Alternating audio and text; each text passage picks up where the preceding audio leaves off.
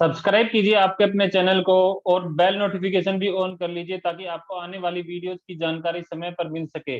और बताते चले, सब्सक्राइब करना बिल्कुल फ्री है, इसके कोई पैसे नहीं देने होते, इसलिए सब्सक्राइब कर ही लीजिए।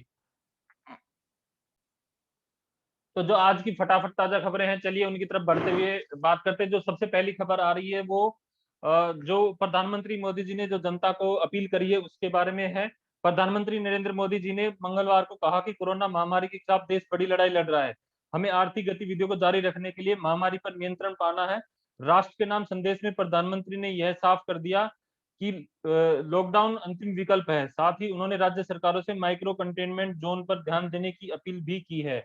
वहीं अगर हमें बात करी जाए जो कोरोना का जो वैक्सीन है उसकी कीमत की, तो अभी जैसा कि बताते चले 1 तारीख से 1 मई से 18 साल से उम्र के ज्यादा व्यक्तियों को कोरोना वैक्सीन लगनी है।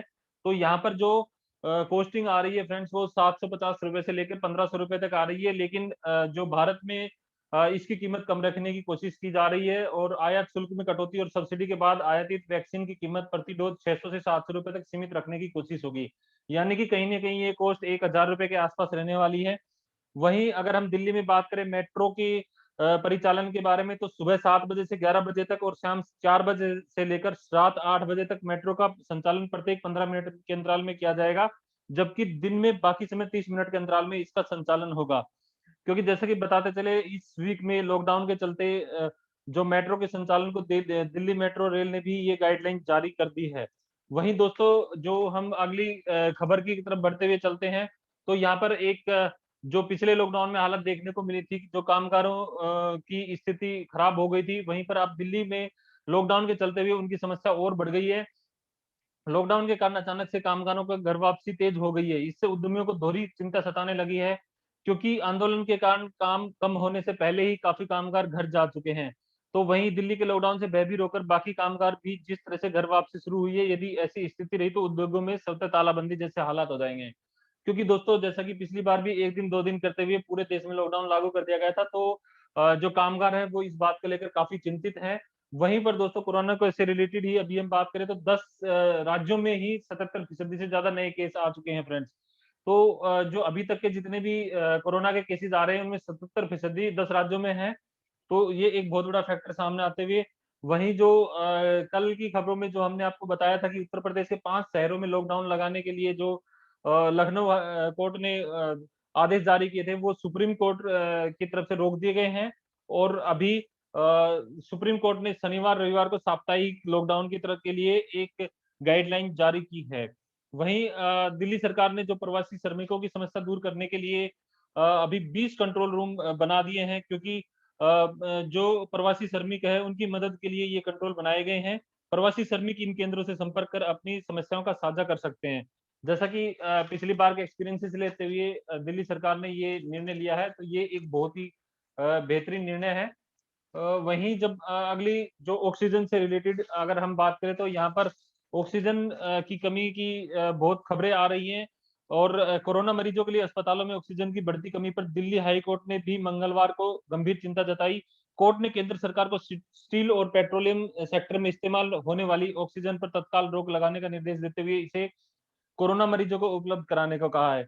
हाँ बिल्कुल, ये हम देख पा रहे हैं कि चारों तरफ से बहुत सारी खबरें आ रही हैं और इसमें सुप्रीम कोर्ट और हाई कोर्ट और सभी तरह से गवर्नमेंट सभी लोग इसके लिए प्रयास कर रहे हैं कि स्थिति सामान्य रहे। तो इसी जो दिशा में हम आगे बढ़ते हुए, कोरोना की गाज गिरी है। जो सेवानिवृत्ति के बाद अनुबंध पर रुके हुए थे गुरुजी, उन पर भी ये गाज गिर चुकी है। क्योंकि सेवानिवृत्ति के बाद अनुबंध पर सरकारी स्कूलों में लगे इन गुरुजियों की छुट्टी कर दी गई है। इन शिक्षकों को तुरंत हटाने के आदेश दे दिए गए हैं। शिक्षा निदेशालय की ओर से सभी जिला शिक्षा अधिकारियों को भेजे गए पत्र में स्पष्ट हिदायत दी गई है कि कोविड-19 के चलते सभी स्कूल 30 अप्रैल तक बंद है। अतः पुनर्नियुक्ति के आधार पर लगे सेवानिवृत्त अध्यापकों व प्राध्यापकों की सेवाएं तुरंत प्रभाव से समाप्त की जाएं। जैसा कि बताते चले, शारीरिक शिक्षकों को सुप्रीम कोर्ट के आदेश के बाद पहले ही हटाया जा चुका है।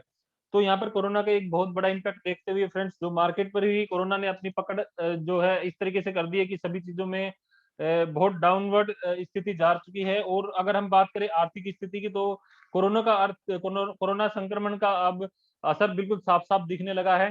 लोगों की आवाजाही और कुछ कारोबारी क्षेत्रों पर सीमित अंकुशों की का आधारित आर्थिक असर देखने को मिल रहा है। एक रिपोर्ट में कहा गया है कि जो इस तरीके के जो रोकथाम लगाई गई है उसका असर साफ-साफ अब आने लगा है।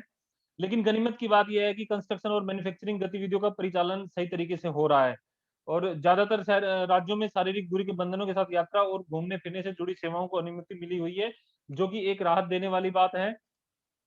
और अगली खबर की अगर हम बढ़ते हुए चलते हैं तो दोस्तों यहाँ पर एक खबर जो बढ़कर आ रही है कि जो देश दुनिया में जो कोरोना रोगियों की संख्या है वो 52 लाख से ज्यादा बढ़ चुकी है और दुनिया में कोरोना महामारी फिर गहराती जा रही है। विश्व स्वास्थ्य संगठन ने ये जानकारी देते हुए बताया कि जो अभी 52 लाख से ज्यादा नए कोरोना रोगी बढ़ चुके हैं और नए मामलों में लगातार 8वें सप्ताह बढ़ोतरी दर्ज की गई है, जबकि कोरोना से मरने वालों की संख्या में लगातार 5वें हफ्ते वृद्धि देखी जा रही है।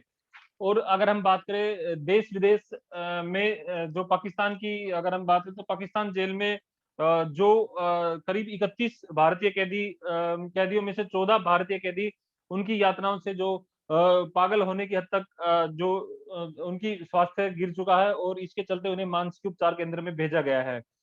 तो दोस्तों जो आज की इस वीडियो में हमने आपको बताया जो फटाफट खबरें हमने आपको दी हैं, तो इसी तरीके की फटाफट खबरें जानने के लिए आप हमारे चैनल को सब्सक्राइब कर लीजिए और जो भी खबरें आपने सुनी है इनके बारे में आप कमेंट कीजिए, कोई भी फीडबैक दीजिए और इस वीडियो को लाइक कर दीजिए, शेयर कीजिए और चैनल को सब्सक्राइब भी कर लीजिए। तो दोस्तों मिलते हैं अगली वीडियो में। धन्यवाद फ्रेंड्स।